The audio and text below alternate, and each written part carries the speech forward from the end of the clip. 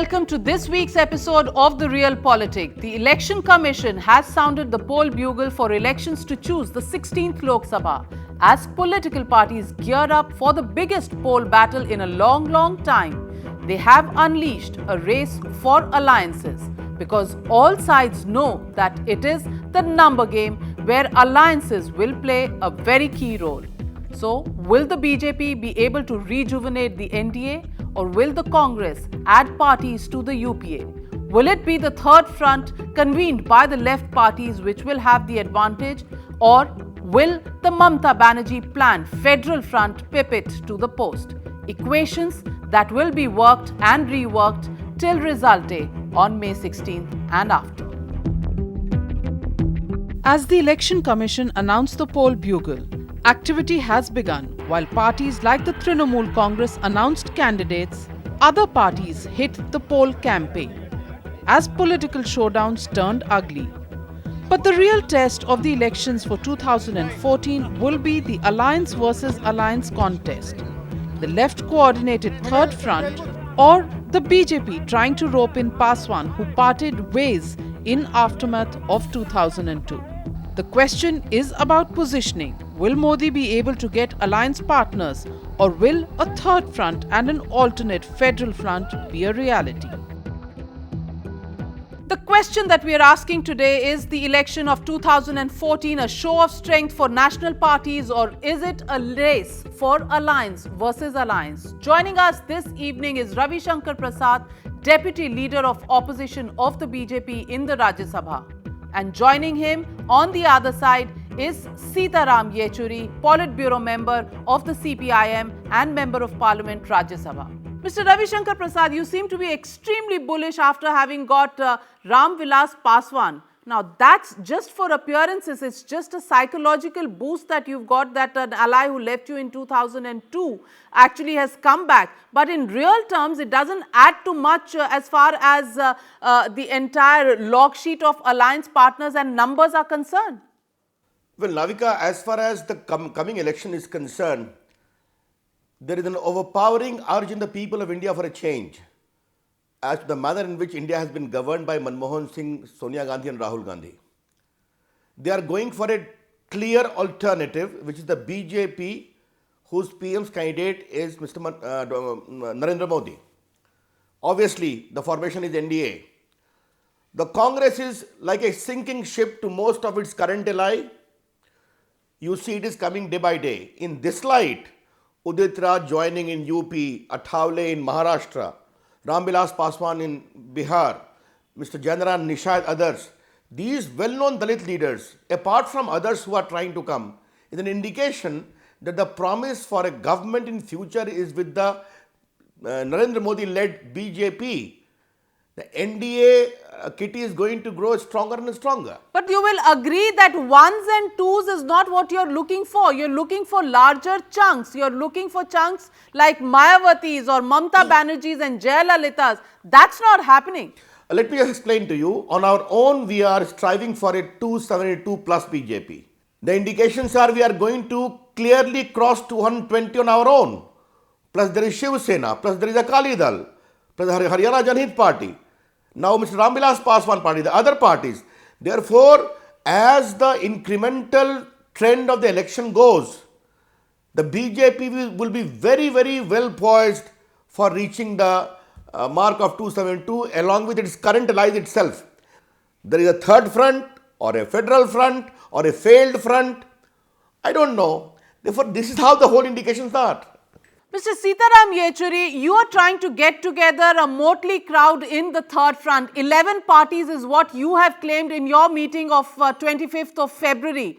Already there are noises that your relationship with Jayalalitha is not working out. It's not working out in Tamil Nadu. How do you plan to have a patchwork of such political parties? The BJP, which was supposed to join you, is not joining you. Jayalalitha is not firmly on board. How will a group of such parties actually work in the run-up to 2014? As far as we are concerned, we've said very clearly that any front that is going to emerge will only be a post-electoral front.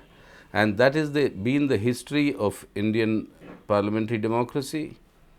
Every time you had a non-Congress coalition government or even a Congress-led coalition government, the fronts that eventually formed the governments were the fronts that evolved post-elections. Whether it be the Janata Party in 1977, whether it be the arrangement that made Mr. V.P. Singh the Prime Minister, or the United Front of Mr. Devegowda and I.K. Gujral, or the NDA which made Mr. Vajpayee the Prime Minister, or the UPA that made Dr. Manmohan Singh the Prime Minister. All of them were formed post-elections. So will it be in 2014. But Mr. Yechuri, already the Biju Janata Dal of Naveen Patnaik, the Jayalalitha front from AIADMK, you are already having problems between the small group of 11 parties that you started off with. Now, given that fact, how do you think you can make a credible third front? Listen, what is the problem? There are no problems as far as the Anna DMK is concerned or the Biju Janata Dal is concerned, that they stand opposed to both the Congress and the BJP. And that is the point that is being made, and what I've said just now. It will be a combination of non-BJP, non-Congress forces that will give an alternative policy direction to the country on the basis of a common minimum program which will evolve post-elections. Like the program of the NDA evolved post-elections, the NDA itself was formed post-elections in the final form that formed the government, and the UPA was formed post-elections, and the common minimum program came into being post-elections. That is what it will be even now. Mr. Ravi Shankar Prasad, do you think the third front that Mr. Sitaram Yechuri is talking about is actually possible without any Congress support?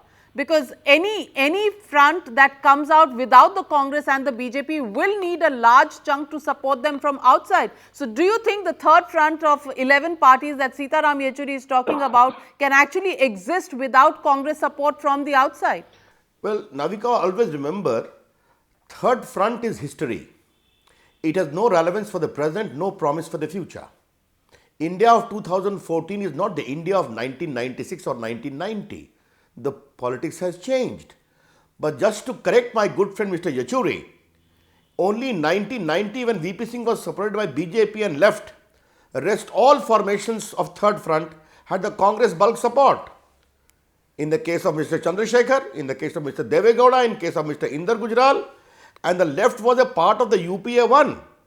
And as far as I understand, they did not leave on the issue of governance or the issue of price rise.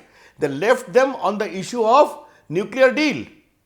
And as far as Mulayam Singh Yadav and the Mayavatis all are concerned, all have been the part of the same front with Congress as the lead. Therefore, my charge is that the so-called left front, which comes like a ritual before every election and disappears after election results, maybe or after 1 year, is nothing but a propped up by Congress party. Is the politics of 2014 for the same purpose?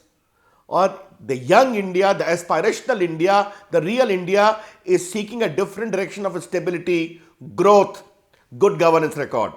That is the basic. And therefore I say this failed idea of the past is not going to kick in again. Mr. Sitaram Yechuri, Ravi Shankar Prasad says that if you have to willy-nilly take support of the Congress from the outside, then how can you actually call it a non-Congress, non-BJP front? You will need the support of one large entity, one large national party. Now, if you have to go back to the Congress, then how is it different from your experience of UPA 1? Well, you see, there are various assumptions that both of you are making and proceeding to demolish those assumptions which are not what I am talking about. First of all, this concept of what you call the third front. Who has spoken about a third front?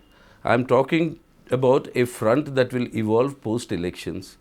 And you talk about the third front, my friend Ravi Shankar talks about the third front and goes on to demolish, saying it's a dead idea. Nobody is talking about the third front as far as we are concerned. Please, you're welcome to build your castles in the air and go around demolishing them. I am talking of the young India's aspirations. What do they want? They want relief from the burdens that are being imposed on them today by this trajectory of economic policies that the country is following. And as far as economic policies are concerned, between the BJP and the Congress, there is absolutely no difference.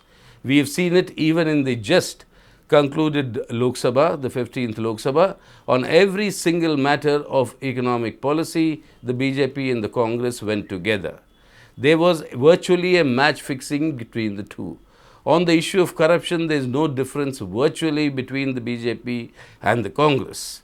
So therefore, what the young India wants is an alternative, which neither the BJP nor the Congress can give. On 25th of February, you made that attempt to get 11 parties on a single platform. Now, you're saying that there is nothing called a pre-poll alliance, everything will be post-poll. The fact is that you are trying to get a motley group of parties together. It's not working out as you would have. That's why you're saying leave it to post-poll calculations. There was no question of any front that was announced there. There was no question of any patch-up like you're talking that was announced there. What was said was a declaration of a direction that India needs to take, and the fact that weak parties are committed to a position of being anti-Congress, anti-BJP, period. And as I have told you, and as repeatedly, even my good friend will know, and he knows it as much as I know, and everybody in the country knows it, including the NDA that finally was formed when Vajpayee became the Prime Minister. Remember the time when we were waiting for that famous letter from Jayalalitha to come so that Mr. Vajpayee can be sworn in as the Prime Minister, and all these formations came into existence post-election. So why are you sweating it out now? The point at issue is, what is the blueprint you have? We are not sweating it out. What is the blueprint you have? It is the political parties that are going to have a long, hot and sweaty summer. We'll slip into a short break. But Mr. Sitaram Yechuri, when I come back, I'm going to remind you about the statements that you've made about fronts in the past. Those statements will be reminded to you right after this very short break.